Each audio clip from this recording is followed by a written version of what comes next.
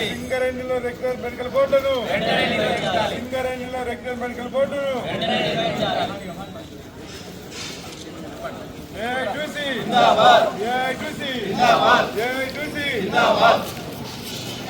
సింగరేణిలో మెడికల్ బోర్డులను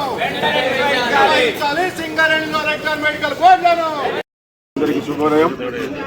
ఏదైతే ఇప్పుడు ఉన్నటువంటి ప్రభుత్వం ఎలక్షన్స్ ముందు ఇచ్చినట్టు హామీలను మర్చిపోయి ఆ రోజు హామీలు ఇచ్చింది వాళ్ళే, కొనసాగుతున్న మెడికల్ బోర్డుని ఆప్యాపించింది మేమే.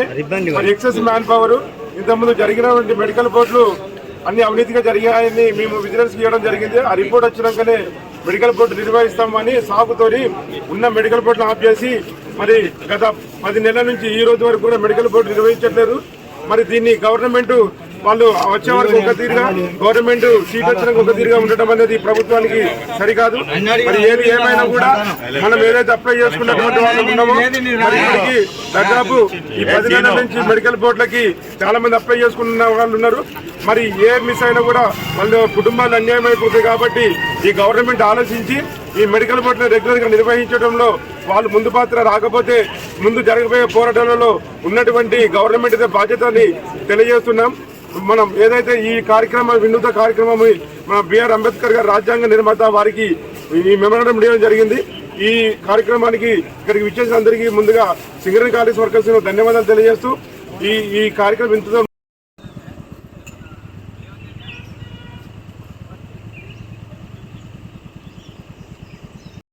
మీటింగ్ అయిపోతుంది. 4 గంటల మళ్ళీ ఎవరి ఇంటికి వాళ్ళు డిస్పాచ్ కావచ్చు. ఎక్కువ సంఖ్యలో 3 గంటల 3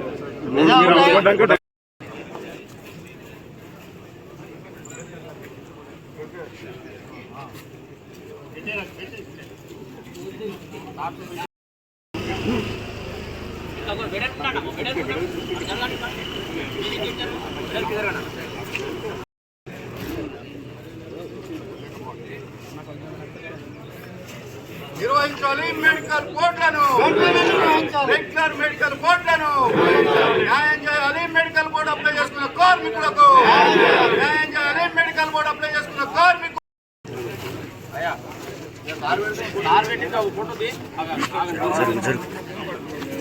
జరుగు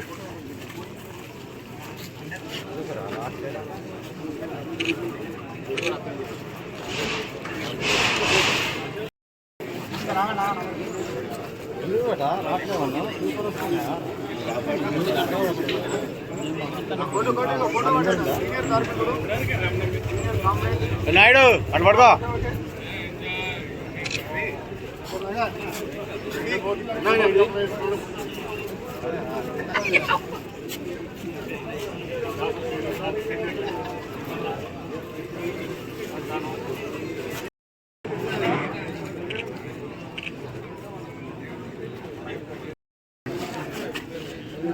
కాబినెట్ సాయంత్రం 3 గంటలకి ఇక్కడి నుంచి ఈ డ్యూటీ అయిపోయి ఇంటికి వెళ్లే ముందు రుద్రం